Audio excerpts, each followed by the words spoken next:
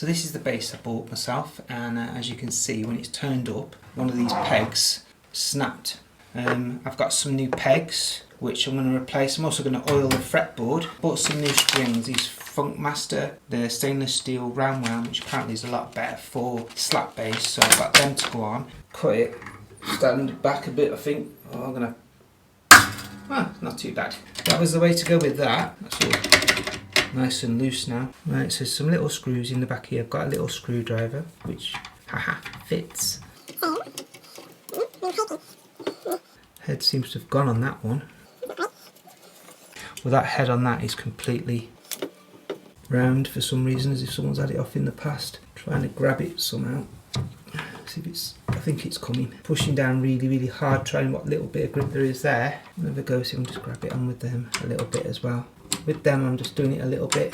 And I'm hoping that one of these, it looks the same. I mean, I think this is going to be slightly out.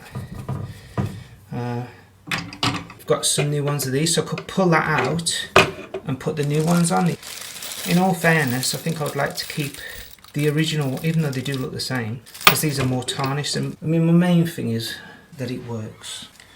So I don't know if you can see it now, but the hole position on the original ones are slightly different. These are quite a bit higher. It's covering up the old holes, which I was worried about. I've had a lot of guitars in the past, and I've seen them where you can see holes when they've been replaced. It's come with some new little screws as well, because like I said, the one of them was no good. It's got a little round.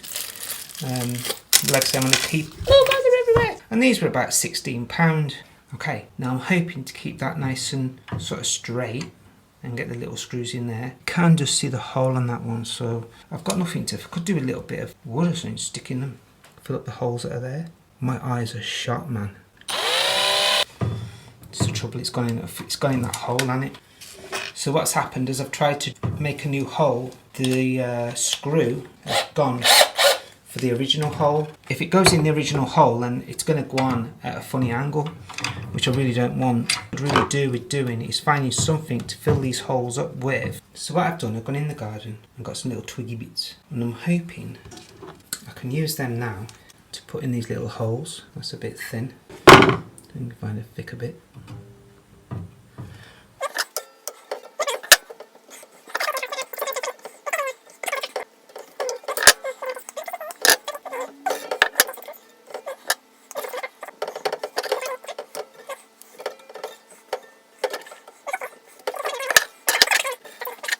So now I've done that, what I'm going to try and do is drill a foundation hole. And that way then, I've actually got something to go into rather than just... I'm not going to go too mad at it, because in all fairness, the screws aren't that big.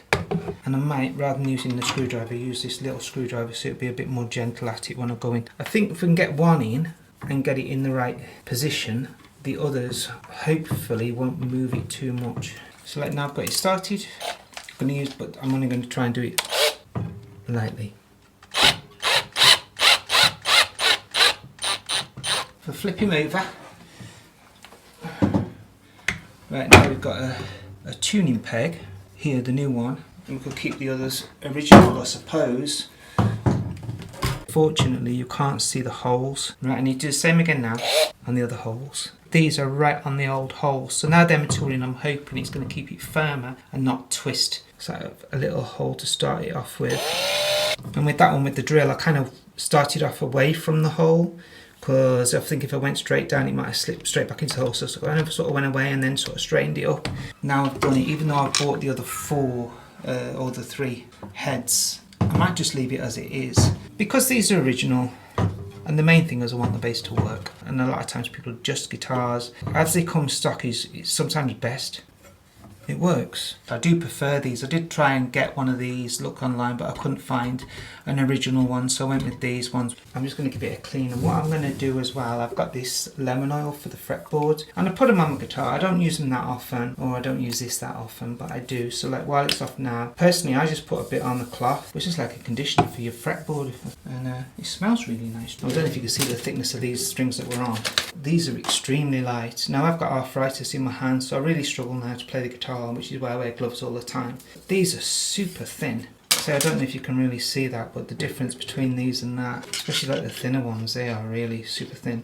This one popped out when one of these here popped out. I really don't recommend you altering these unless you really know what you're doing, because it'll change the intonation on the guitar, so just leave them as is. And before you take anything apart, it's always good to have a look how these are put together, just in case, like mine did, one dropped out, you know how they go back together. These strings that I'm replacing are really thin, but if you look on the back, because to be fair, it's hard to distinguish between the bottom 3 strings, which one's which. You don't want to get them on the wrong way around, put them on, because once you've bent them and stuff like that at the top. But on the back here, it's colour coded and it's got the G, D, A and E. Now for this one's got underneath and then through there. Now at the top of the guitar here, there's actually a hole that goes down inside there, because usually with the guitar kind of the string goes through that way, but here they're coming down. Something I learned about guitars a long time ago: wrap all this string around there, so you've got a big massive load of wire around here. I don't know if you think that looks impressive, but there's far more chance that the strings will slip and it'll go out of tune. So cutting that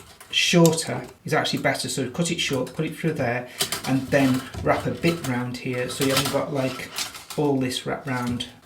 I'd go with too long first rather than too short there, because this first one is going in here.